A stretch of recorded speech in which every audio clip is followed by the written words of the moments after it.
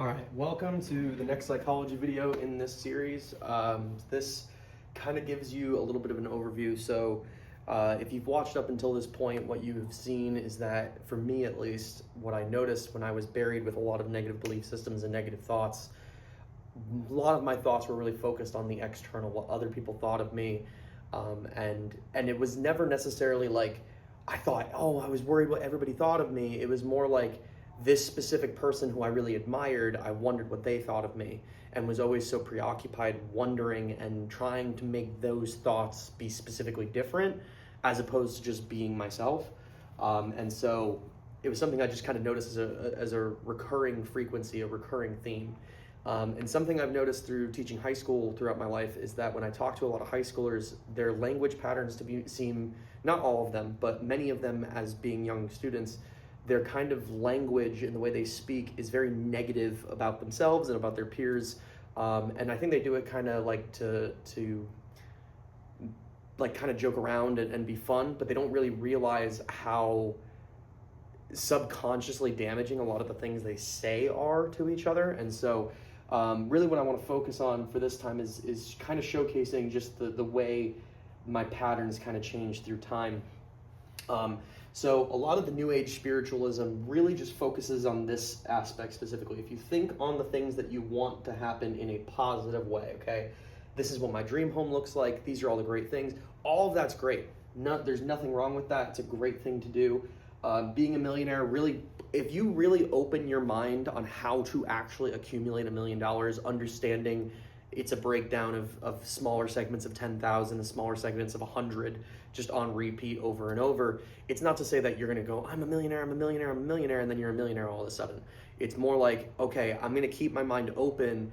I believe myself to be a millionaire. And if you really want to go into the biblical aspect of this, Yahweh is the name for God. Yahweh translates to I am, meaning what I believe myself to be, who I believe myself to be, is what my reality becomes. You must step into the role instantaneously in order to manifest that side of things. And once you step into it, the other side becomes a lot smoother and a lot easier. But oftentimes we are so trapped in our old negative spirals that we have defined ourselves in very specific ways, of being unintelligent, being not good enough, being not attractive enough, being not healthy enough, or ready enough, or whatever enoughness we need to be in order to have this certain thing in the future. We've kind of developed these systematic societal ideas as to when I'm blank, then blank will happen for me. And the reality is life is a slow building process, and you just need to really hone in and focusing on being very specific about your principles. Living below your means consistently over a long period of time is going to increase your wealth. I had to notice this the hard way when I went into a bad amount of debt. I'm experiencing this now. I want to lose body fat, and so what do I have to do? I have to be at a calorie deficit very consistently. I have to go to the gym and exercise more frequently because that is how it happens. But if I consistently just sit in this mindset of I'm not healthy, I'm fat, I feel bad, and when I lived in those things, I noticed I would consume sugar more, I would go to the gym less frequently, I would inebriate myself, whether via weed or alcohol, just to blank out and forget about the day and ignore what was going on, which would then make me binge eat, which would then make me gain weight, which would then make me upset, and everything would go wrong because I'm living from that perspective. And so when you're buried under so many negative beliefs about yourself, it's very hard to break out of this. And so what I want to encourage everybody to do is that it's okay to daydream. It's okay to speak in this way to yourself that you want to be healthy, you want to be a millionaire. For me, I want to be an actor and an author. And when I really focused on this, I ended up in the past 18 months releasing 10 books.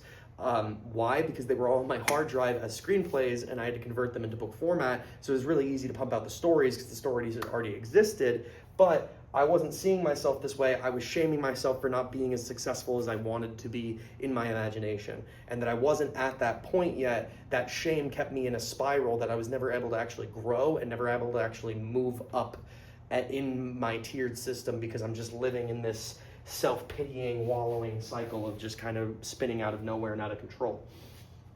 So this is a wonderful, wonderful thing. This is good. But I want to emphasize one new aspect that maybe not a lot of you are familiar with. Actually, I'm going to do it with this. When you believe that the God of the universe, the highest of high, in my personal view, that is Jesus Christ, but again, I think this applies to any religion on earth. I think there's a reason that Christ is in all these religions, but even beyond that, I've noticed this with a lot of my Jewish friends who do apply these principles.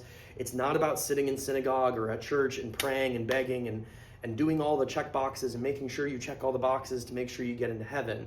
The reality is it comes down to belief system, and that if you yourself can tune into the highest of high, you can tune in to the God being, the thing that has been inspiring you and giving you your unique talents and your abilities. If you tune into that, you create a really wonderful ripple effect in front of the world around you. You heal people, you communicate with people, and I'm not even saying that you like put your hand on them and heal their ailments, even into the extreme sense of this, although I do believe that to be possible. What I think more than anything is that we psychologically can help each other at the bare minimum, that we can communicate and we can get to this place of really trying to organize our minds and move more in the direction that actually helps all of us and benefits all of us, because we're kind to one another, we appreciate the good in one another, we hold high standards for one another, but not in a shameful way. We're not shaming you for not matching the standard. We're just saying, hey, this didn't hit what it needed to be. Let's help you get it to where it needs to be. Because if you keep that kind of momentum, you keep a constant love flowing through the atmosphere and a constant growth throughout the community. And the biggest thing is we absolutely need to incentivize the good things in society. So where I'm going to take this and how I'm going to end this very specifically is, in more recent time, over the past couple years or so, I really have been trying to step away from this kind of mindset. Again, I still come back to this when I need to, and I pray over these things specifically. But what I realize more than anything is that if I make my main focus doing what God willed me to do, which, to be honest, is all of these things tied together. So that's Jesus. Okay, sorry, it's so sloppy looking. But all of these things start tying together naturally. I start becoming more of these things. And so when I started doing this, I started losing weight. I started fasting more frequently. I started craving more desire to be healthy. I started making more money. My debts started going away really easily. Money started just coming in these random kind of ways to me. And it constantly started improving, because my focus became, how do I help everybody else? How do I make this world better? And not by sacrificing parts of myself, but by using my talents to actually enhance their talents and their abilities naturally, and not to shame, not to guilt, nothing like that, or not even to act superior, but just because they have different sets of knowledge than I've gathered throughout my life. And if we can share those together, we can both grow as individuals and become higher versions of ourselves. Because ultimately, we are projectors. We are putting this energy out into the world, and the energy we put back is what we get back. And so what people don't realize oftentimes is that they are putting out the negative energy because they're constantly in this place of blame, shame, regret. You're not living up to the standards that you need to be living up to, because you yourself don't feel the love coming into your life. And the reason you don't feel the love coming into your life is because your focus isn't on God, on something bigger than you. God is the love of the universe, the love of the world around us, not just this selfish, I need to check things off my box, I need to build my vision board, I need to get all the things that I ever wanted. All of those things are great, but they're only great if you help the world through the process. Because if you're not helping the world and you're doing it all for selfish means, oftentimes the way people get those manifestations is through manipulation and conniving. And that's really dangerous. So really, biggest thing, man, yes, daydream. Daydreaming is a wonderful thing. It is a healthy thing. Learn to connect your dreams to the reality as much as you can. Yes, your dreams can go really, really far, and reality can be really, really distant. And your goal is to kind of bring those beliefs together to where you can start to match reality on the positive side of things. The easiest way to do that is through appreciation of what you already have, as well as daydreaming about what you would like with no shame about feeling it. So yes, this is a slow and steady thing. This is about consistency. This is not I'm just gonna dream it and then it's all gonna come true. It's more of this idea of like, okay, you know what? If I act to my highest standard of myself consistently, repeatedly, constantly correcting myself and readjusting and becoming a better person on a frequent basis, if I keep that as my focus, my natural principles of who I am as a person raise my overall vibration, because Christ comes inside of me and he spreads to the world around us.